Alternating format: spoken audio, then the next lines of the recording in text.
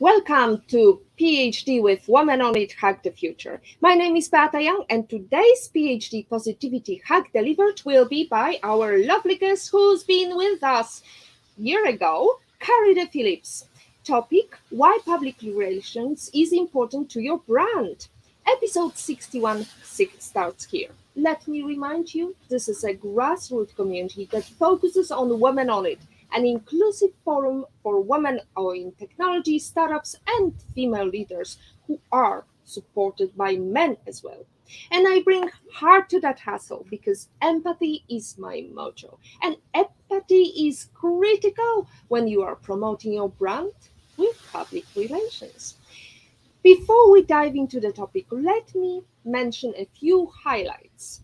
Congratulations to the overweight person best friend, David Medansky.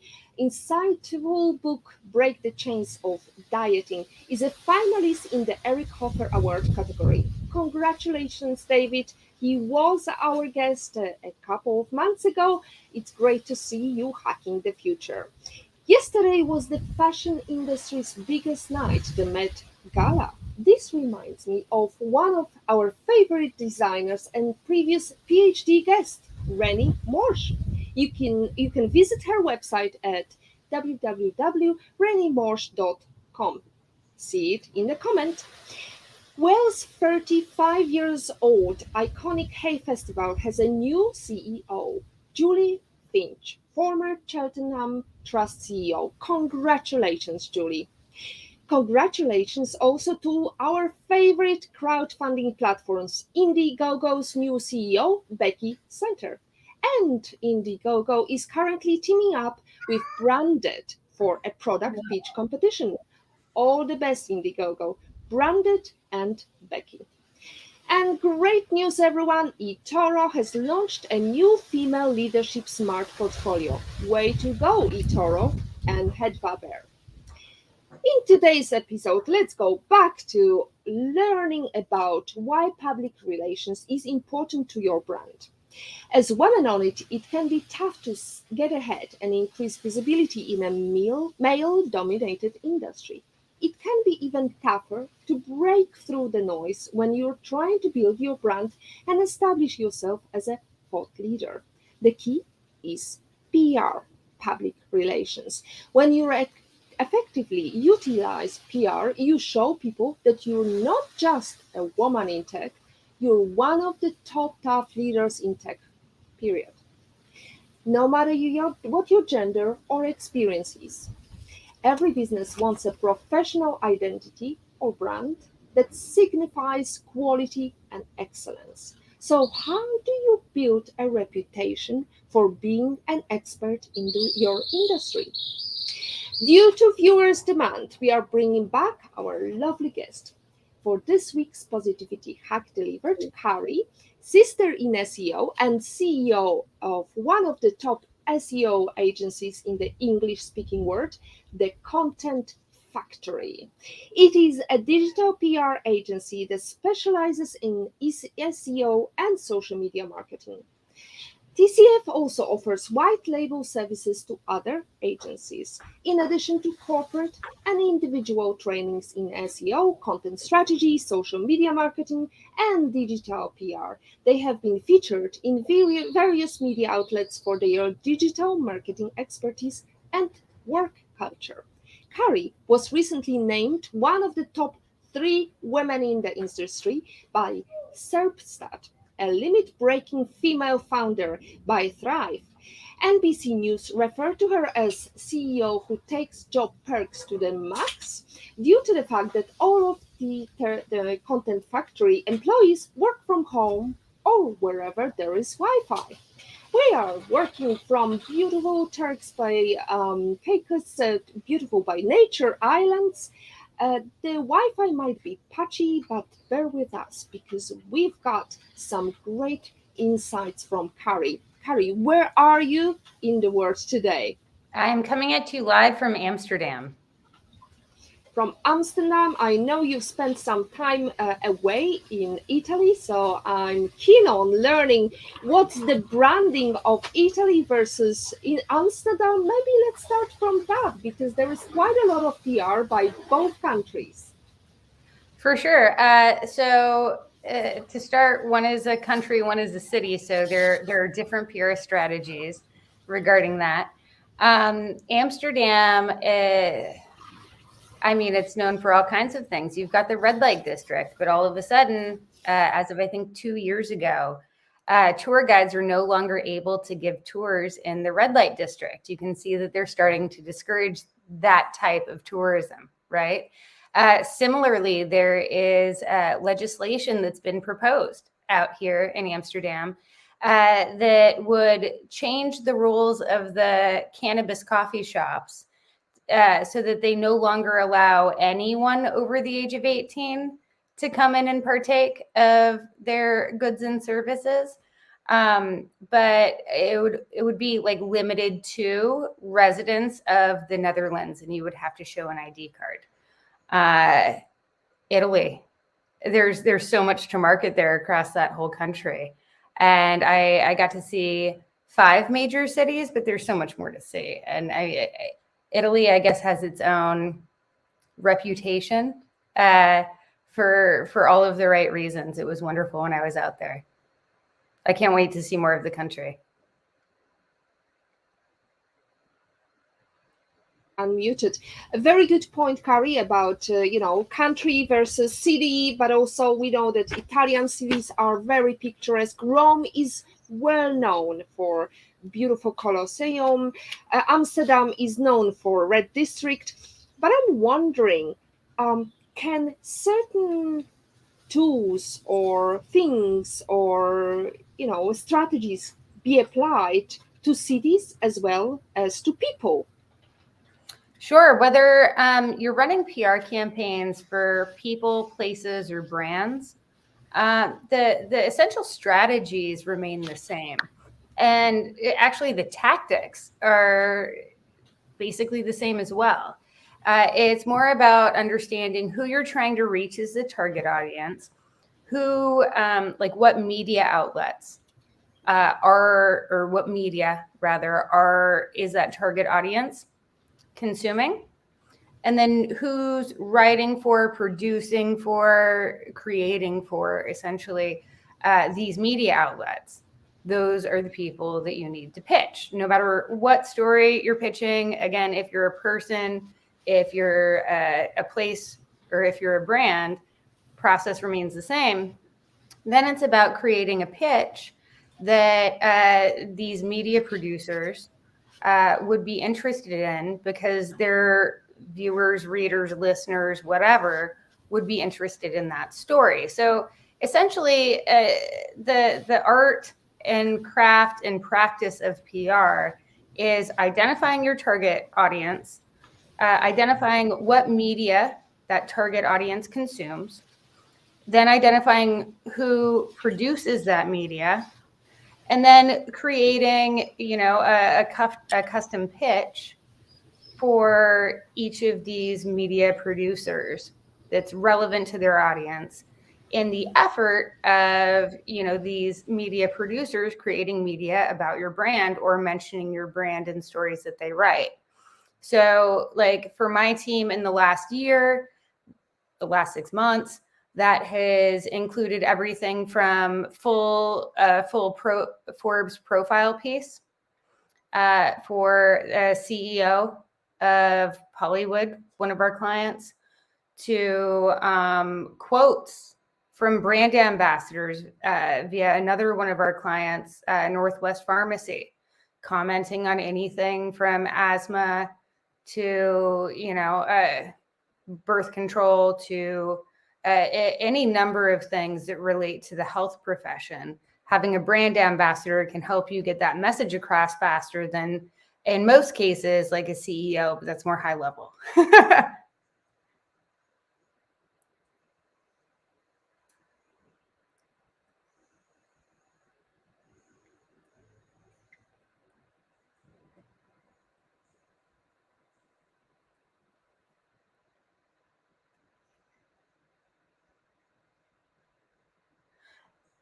Oh, I think you're on mute. I couldn't hear you there. Oh my Again, sorry about that. We have a lovely gentleman here cleaning the pool, and I'm trying to make sure that everybody can hear me without interruptions. So, question, Kari, was you started as a person, nobody knew about you, and you had to start your content strategy, your product. How would you advise other females how to start branding yourself as an industry expert? Sure. So I mean, sounds easier. I mean, it's easier said than done, right? But step one is to actually become an expert in your industry, or at the very least, knowing what you're talking about. And, women in particular tend to be plagued by this logical fallacy called imposter syndrome, where you probably have the skills, you're probably better than most people that you know, or even in your industry. But imposter syndrome is like, well, I don't know 100% of everything that there is to know about this particular subject. So I'm not an expert. I don't have that credibility. When realistically, like, there's a study that's been done, and I can't quote it off the top of my head, but it's something like 70% of men will apply for a job if they have 50% of the qualifications for that position is listed in the job description. But like 80% of women won't apply at all unless they check off 100% of those boxes. So, like, everyone starts from nowhere. My cat is very excited about getting out the window. Excuse me for the meowing in the background. But everyone starts from zero, right? And as you progress in your career, as you progress in your knowledge base, you get further and further and further away from the zero mark. Basically, nobody ever hits the 100% mark. So if you understand that, and if a reporter is looking for quotes on an area that you have knowledge in, then by all means comment on your area of knowledge. You don't have to necessarily know 100% of the given topic. If you can answer the question, answer it directly, and answer it with authority and expertise, then you're likely to get quoted. And then all of a sudden you've been quoted in, like, I've been quoted in the New York Times. My first year or so in business, I was on CNN. I was in an article on CNN.com. And then I went on national TV on CNN to talk about the same thing. And what I was talking about was how difficult it was for agencies, PR agencies, content writing agencies, agencies in the digital marketing world, to find talent, to find and hire writing talent specifically. That's still an ongoing struggle. In 10 years, that hasn't changed.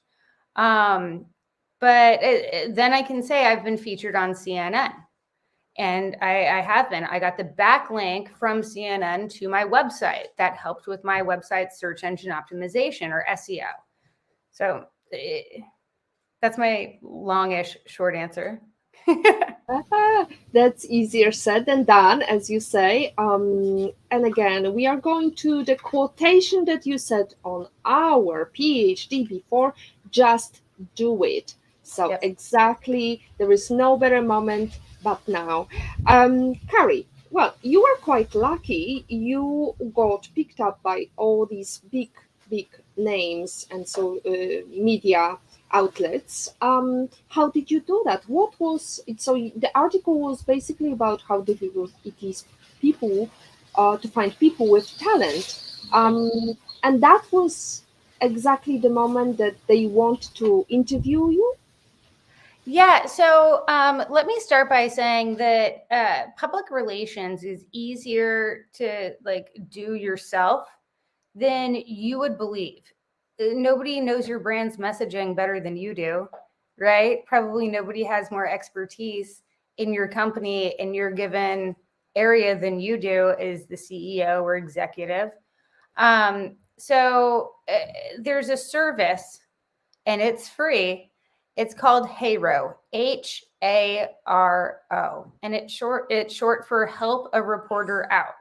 Their website is helpareporter.com. You can sign up for these free alerts, and they will send you 3 a day that will, they're essentially like 100 to 200 reporter queries in your inbox, in your inbox each day. So what does that look like?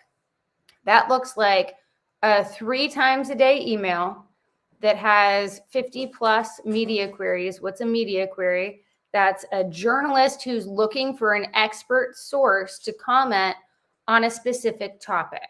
They tell you the topic, they give you the questions, and all you have to do is respond to that reporter's query, answering the questions, and you're all set to go.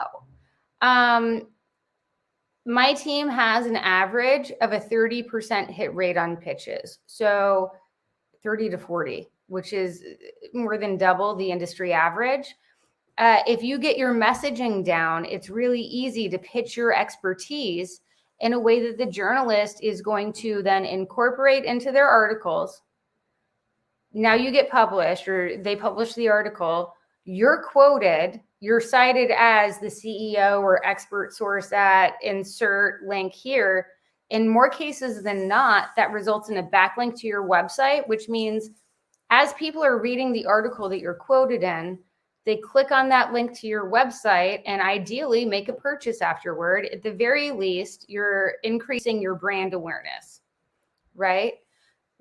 After that, you're able to post the as featured in all over your website. That increases conversion rate. That increases credibility with your target audience, with people who are reading your website. Well, this person has been featured. They must be good. And in a lot of cases, journalists will only cover, the good. Well, you definitely made it, Kari. I remember you were talking on our previous live stream about hero. We have got some hero moment because we need to help a woman out here moment. We need to answer some of the lovely comments and questions. We've got Agata Bellon commenting. Fabulous background data. Great to see our sister in SEO, Kari, back on PhD. Absolutely. Great to be Love back. and in pain. Yes. Great to see Kari again. Excited to learn something new from her. Lovely to see you in Love and in Pain again. Agata Bellon. Kari, what makes an ideal brand ambassador? Are they always independent third parties or can they be staff too? That's a great question. The answer in PR is always it depends. So, for example, when we're working with a product or service that maybe has a medical slant to it. So, for example, for 5 years, the Content Factory represented Astroglide, which is the US's, the United States, second largest personal lubricant brand. You can imagine that not a lot of writers are waking up every morning and saying like, what story can I write about personal lubricant today? Like how can I come up with a fresh take on this? It's those stories are few and far between. So we found a brand ambassador, and in the case of Astroglide and several of our other clients, we find multiple brand ambassadors. So in that instance, we're looking for specifically somebody who has an MD, like is a medical doctor, or is a PhD. So we had at one point an OBGYN, so like somebody who delivers babies. We had an actual like general practitioner doctor, and we also had a PhD who was a sex and relationship therapist.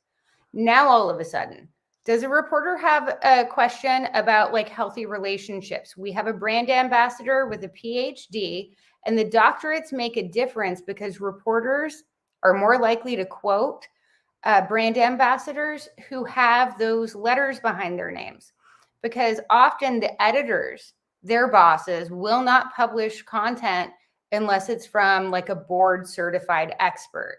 So having a relationship with a board certified expert, whether that's a PhD, MD, OBGYN, really opened up a lot of opportunities for stories for us. Are we talking about postpartum depression? Are we talking about erectile dysfunction? Are we talking about STIs or STDs? Are we talking about, basically if it's in the medical field pertaining to sex or relationships, we had that whole sphere covered. So we had experts that we could pitch, and eventually, and it didn't take much time, instead of sending out HARO queries looking for experts, the journalists would just contact us directly. They were like, hey, we know you've got this stable of MDs, PhDs. I've got a story that I need a quote on. Can you give me somebody that I can work with on this? The answer is yes. Got to cite the client, right? We have had similar success, to your point, or to the point of the question, with internal brand ambassadors, but really you don't call those brand ambassadors. We call them like internal subject matter experts, or SMEs. So for example, we have a client who has a killer HR lady, human resources department. That lady is great to answer an email. We have reporter queries for her. She turns them around in an hour. We've gotten her in Forbes. We've gotten her in Fast Company. We've gotten her so much media placement. And also, again, the brand is quoted. We're getting backlinks for SEO. We're getting increased brand awareness through all of this activity, but it's through the HR department, because there are a ton of questions about HR that reporters have. Hiring, firing, best practices, what happens if this happens during an interview, you name it, it's been asked. And we have an expert for that. And what's great about that from a like earned media perspective is that most HR ladies, or people rather, most HR people, this one happens to be a lady, don't have a PR team. They don't have somebody filtering them these questions. So as a result, we were able to get maybe 50 extra backlinks and media placements over the course of the year for this particular client, just through their HR person who was responsive in responding to our media queries. Similarly, with the legal department, there are tons of lawyer questions. There are tons of questions for CEOs about starting companies, company culture, et cetera, accountants. So like if your company is big enough, you probably have resources who can respond, like internal resources. You don't necessarily have to go the brand ambassador route. As long as you have somebody credible who can answer questions, you can get media coverage, which again helps with brand awareness, helps with your search engine optimization, ranking #1 in Google, which is like how I got into this industry.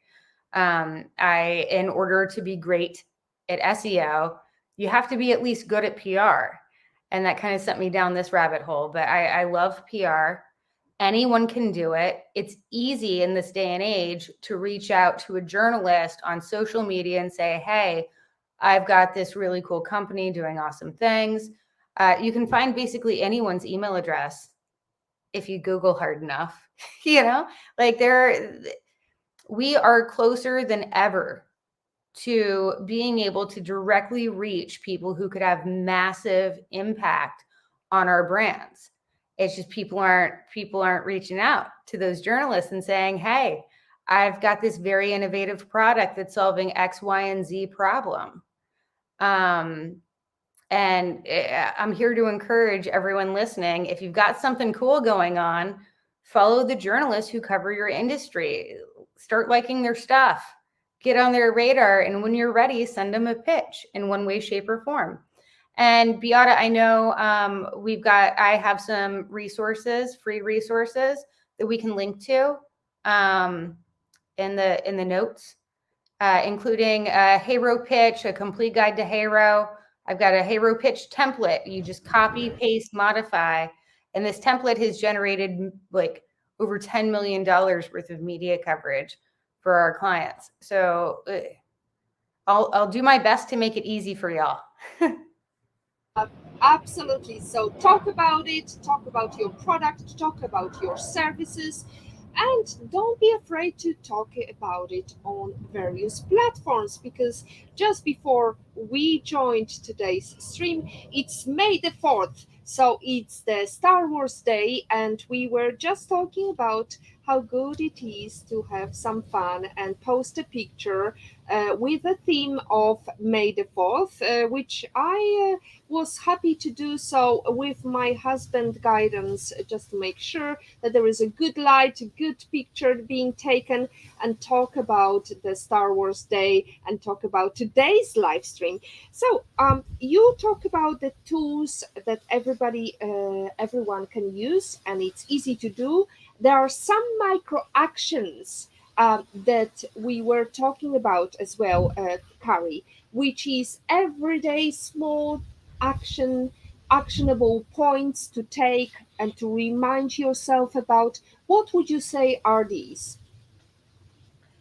Okay, so I'll start with a story about how I landed like my idol as my client at the Content Factory. So there's this fantastic woman. Her name is Cindy Gallup, and she is the biggest badass in the advertising world. She headed a like big agency, or the New York office of it. Her apartment is so killer that P. Diddy, Puff Daddy, Nelly, and somebody else used her apartment as their set for their music video called Nasty Gal. You can look that up. So the article that I first found was in Ad Age, and it was titled "Cindy Gallup Doesn't Give an F What You Think." And I said, well, this sounds like required reading. Let me scroll on through this. And so I did, and I was convinced that this lady, if I could get her as my mentor, I would just I will have reached some sort of pinnacle in my career, right? So then how do I go about this?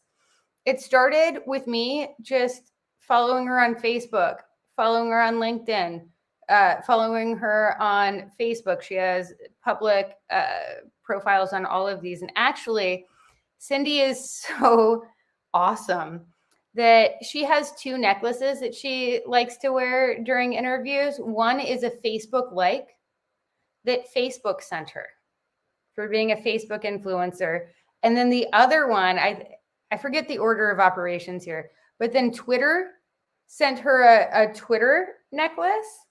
She wears them both at once. And I mean, that's next level for me. But so I followed her on these social platforms, and on LinkedIn in particular, it seems like the best way to make these types of connections. She mentioned something about, I forget. She sent an article. She shared an article, and I had shared it with my network over at Sisters in SEO. It's a Facebook group that has become the world that I created along with my co-founder, Samantha Pennington. But in just like 3 years, it's become the world's largest network of women in a highly male-dominated industry.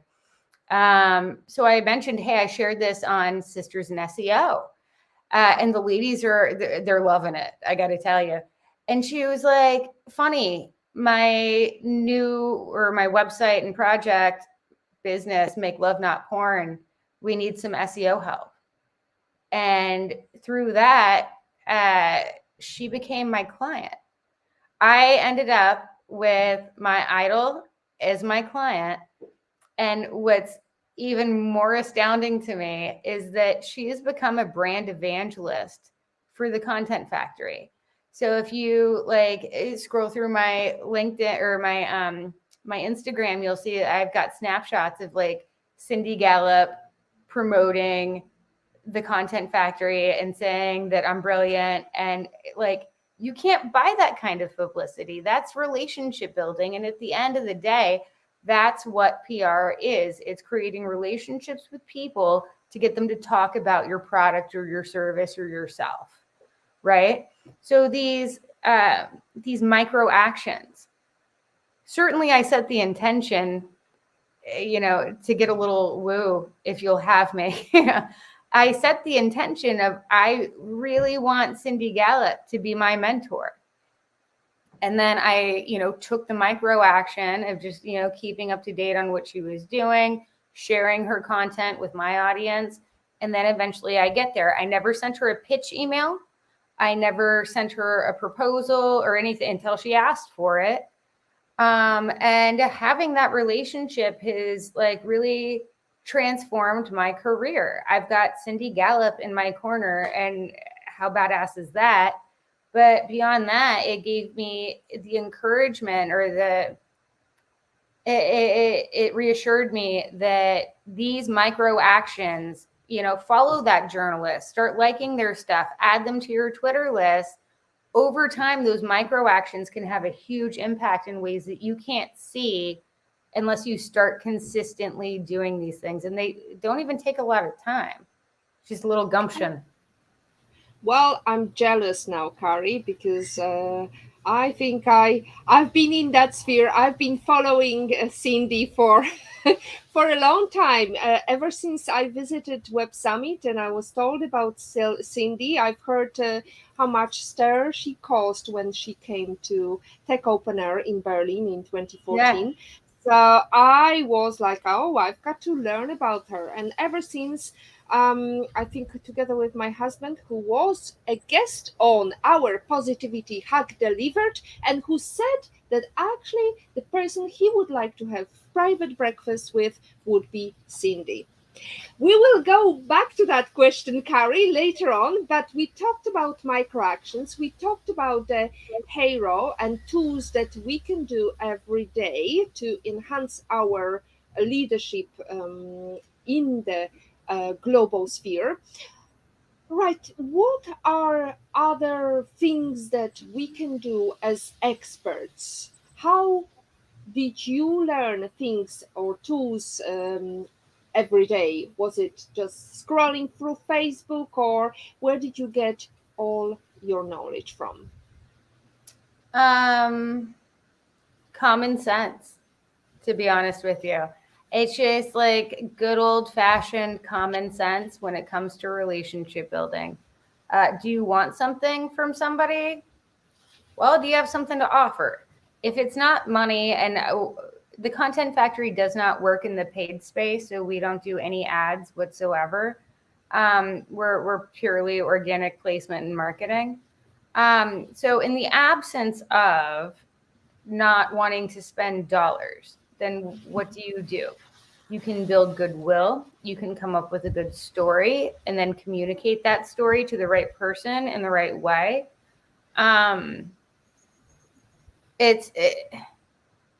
There are certainly courses, and I actually have a PR course that can train anybody in how we do things at the Content Factory, exactly how we train our PR representatives.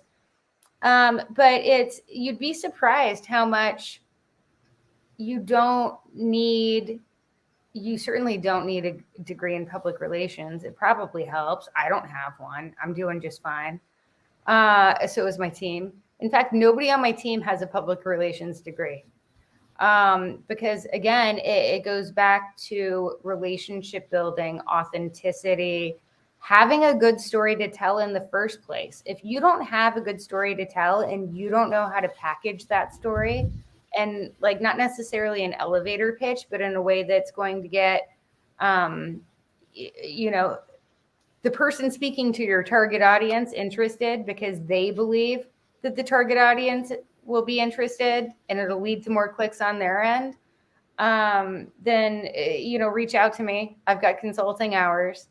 But the nuts and bolts of PR are surprisingly simple. It's a lot about follow through. It's a lot about having either a great product, a great service, expertise, story. Any number of these things can get you major media coverage. Beyond just like a pop of media coverage, though, like PR is a long game. I've worked with several journalists for more than a decade. The same journalists, I've watched their career progress. They've seen my progress. We give each other high fives. Sometimes it's like, see, you're slaying it over there, sister. Good, and if you're only after, if your sole purpose is what's in it for me, and you operate from a position of, I want media coverage, or you're not going to give it to me right away, why aren't you sharing this on Facebook, and it's like, well, what's in it for the target audience? What's in it for what's in it for the listeners? What's in it for, right? Like, reshaping your thinking to, I have this to offer, and this is interesting. This offer should be interesting because XY, it helps XYZ, it does XYZ. Kind of reverse engineering the benefits of what you have to offer to position it in a way that you can package it in a pitch that will make somebody say, oh, I don't think my audience knows about this, or that this is an option, or that this is on the market. I like, for sure, I'm going to share this, or like, oh, this company is going about this particular area of their business in a very innovative way, whether it's vertical integration, whether it's I'm signing a lot of NDAs in the course of signing these contracts. So I'm trying to like not be too specific here, but like a lot of companies have like very unique ways that they go about things. And even if you can't give away the secret sauce as to what that particular differential is, it is a way of distinguishing that company from, the competition. Right. It's time to go back to our lovely audience today and helping a woman out. We have got Mary. Sorry, Mary, to keep you on the tender hooks. Hi, Beata and Kari. Lovely to see you. Hopefully, hearing some questions from you. If you have any, please do not hesitate. Next question is Olga Vaselina. How best do you control who speaks to the media in a corporation and stop folks just freelancing their personal brand through the likes of Heyro, Kari? It's a difficult one. Did we lose? Hi, I'm back. Oh, great. Oh, you speechless. Olga's question made you speechless. No. So I read Olga's question. How best do you control who speaks to the media in a corporation and stop folks just freelancing their personal brand through the likes of Heyro? Another great question. So that's kind of a top-down conversation that the executive at this company or a manager should have with the people who are freelancing, because this can be a huge problem. It's one thing if it really comes down to the company contracts. Let me start there. So does your company have a policy that employees are not to speak to the media about their personal expertise unless they run it through, let's say, the PR team, or run it through the executives, or run it through management, what have you, right? In the absence of that, I see what you mean about people at the company going rogue on Heyro. Well, if nobody else is helping to raise their profile, then why don't they raise it themselves? I understand that. Certainly, if I knew that I could get myself quoted in major media outlets, and the company's HR or PR team wasn't doing it for me, then maybe I might take those liberties. It's really important in those cases when you're running up against those like internal rogue assets, I'll call them, you have two options. You can either loop them in to the process and company messaging to make sure that if and when they are speaking to the media, they're speaking consistently with brand messaging and the right talking points. And, hopefully they've had some training because that goes a long way. Second, if you don't want that, then there should be a company policy in place to where if you are speaking to the media about your expertise, you're not referencing the company name. It should be very binary, one or the other, because if you don't have those clearly delineated policies, if somebody goes rogue, so to speak, and they say something off brand, that company is going to be held accountable for that. And then they've got to pay for potentially crisis communications, which is at least double the normal fee. Do you know what I mean? You want to avoid crisis communications as much as possible. And if you don't know what your rogue people are speaking on or speaking about, speaking to, you're opening yourself up to some problems. So to answer how do you control it is you set those expectations. And if people do want to raise their profile, hey, I can help you raise your profile. Let's get on the same page as to what the talking points are, what you're allowed to talk about when speaking as a representative of the company, and, maybe a couple other things down the line. But those are the most important points. And with clear communication, with regard to expectations of speaking to the media or not, as the case may be, hopefully that should get those rogue people under control.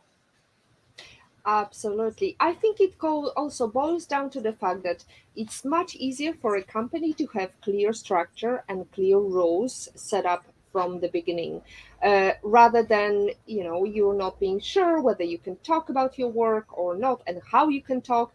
Because I have to tell you that attending these conferences, I met very few women, and especially those working for big corporates. They would always answer to me that no, I can't give you an interview. I have to ask my bosses, and they didn't allow me. So that was very difficult to even get their view, their personal view, because the easiest way, actually, I would say, Kari, and this was when I was working with Geek Girls Carrots, this huge organization for women in tech started in Poland. So the easiest point that we were always making was say, in my opinion, in my view. Yeah. So it's really your personal opinion, your view, not something that company thinks. This is something that you have a view on. Yeah, but at the same time, if somebody qualifies a statement by saying "in my view," and then they're cited as Kari Phillips, host of the Workationing podcast, then if I say something that, in my opinion, doesn't jibe with what the Workationing podcast is a brand or something, is not on board with, the brand name as cited as the co-host of, employee of, CEO of, pick your poison pill, the brand is going to suffer, even if it's in my opinion, because it's in your opinion as the expert of or at this company, right? Absolutely. So I'd really have clear corporate communications policies in place to protect against those rogue situations. Right. Olga made a comment. Got it. An outbreak of management is required to avoid rogue PR. Thank you, Kari. That's a very good point. No, we have quite a big media coverage now of one of the, I suppose, biggest case in the UK between Amber Heard, who recently fired her PR team. What's your take on that, Kari? I mean, I haven't been following the case too closely, So let me say it that way. It's impossible to not see the internet sentiment, and it's like not so much leaning toward Amber Heard. But O.J. Simpson was declared innocent, and a large percentage of the public mind, he definitely committed those murders, right? He certainly by law did not, but like there's always a question, did he? Right? And I think in that case, and probably in the case of Amber Heard, she reportedly fired her PR agency because she did not like the tone of the stories, the quality of the coverage, if you will, of what was getting out in the media. And I don't think that a Well, new PR agency is necessarily going to turn that around. it's a tricky moment, and I wouldn't like to be in their shoes. Whoever is coming next, definitely it's tarnished the brand for Amber, but as well I think for the other party. Let's not go into that. We've got another question from Agata.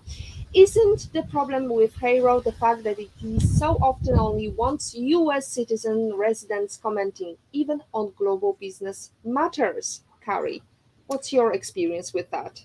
I am so glad that question got asked, because I totally forgot to bring up the non-US centric option.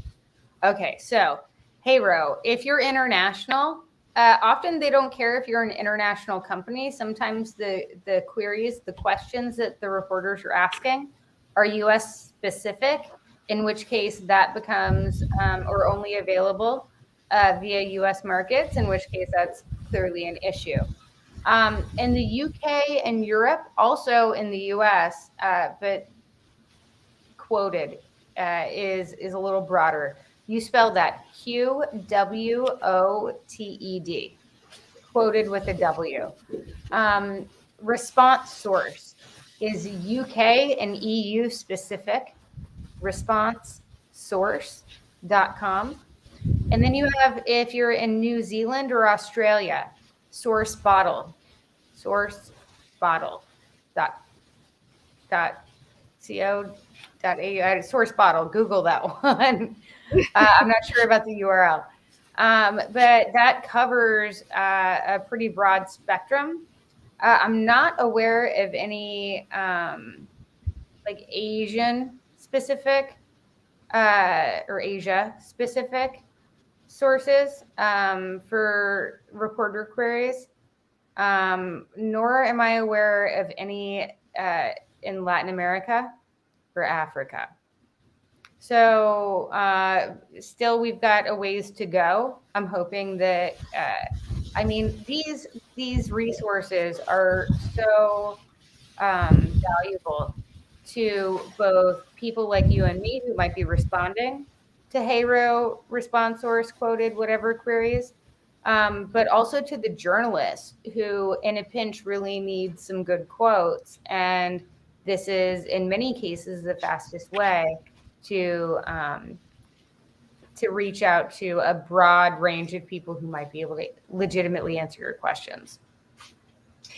Right, we've got 10 minutes left to the end of our show, actually less than that. So if you have any questions, please remember to use this opportunity to speak to Kari or join her network of sisters in SEO on Facebook.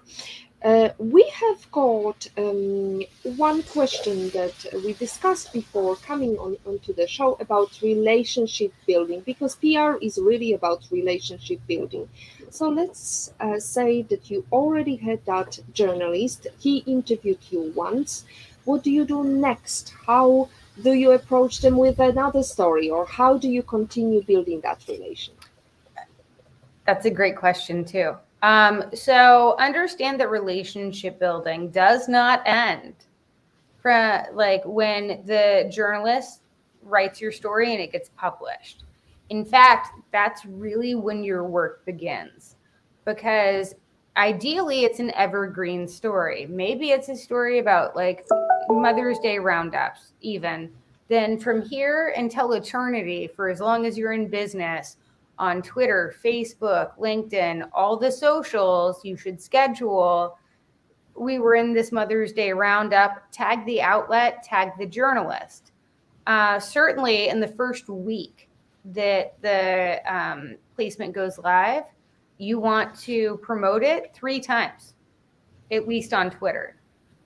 Journalists tend to hang out the most on Twitter by far, and also on LinkedIn. Now, what's important to understand is that journalists are held to KPI goals, key performance indicator goals, meaning how many views did your article get this month? How many social shares did it get? So when a journalist sees that you as a source or you as a PR rep of a source are continually promoting their placements on social, that the editors notice that, they notice that, and they know that you like play the game, so to speak, which means that you're going to continue to promote their work. Like start retweeting stuff even if it doesn't include you. It shows that you are, a committed partner or in a relationship, an online relationship via social media, to promote their stuff, and certainly promote all of the stuff that you're included in and on an ongoing basis. Because if you don't, and if you only just promote it once, or please don't promote it at all, like don't do that, because they remember this, and they are, in my experience, substantial experience, they are much more likely to work with sources that continually promote the content that they produce, because it helps their KPIs, it makes them look better, it gives them more content to interact with on social, it helps their follower count. It's all like, this is relationship building in the digital world as it pertains to PR. And if you're not doing that follow-up, they're not going to put you on the short list of people that they want to work with in the future. In other words, it helps their clout getting out there, and it also helps you. We talked about it a couple of times. Whenever you talk about other women, that's another strategy for your personal branding. It is not taking power away from you.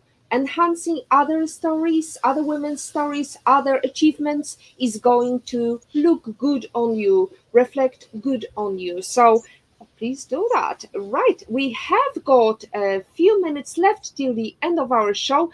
I know that I asked you already about your life lesson quote, and it was just do it when you talked about the Content Factory. Did it change? Is there any other quotation you would like to highlight during today's live stream? No, so just do it. Still, just to get, what are you waiting for?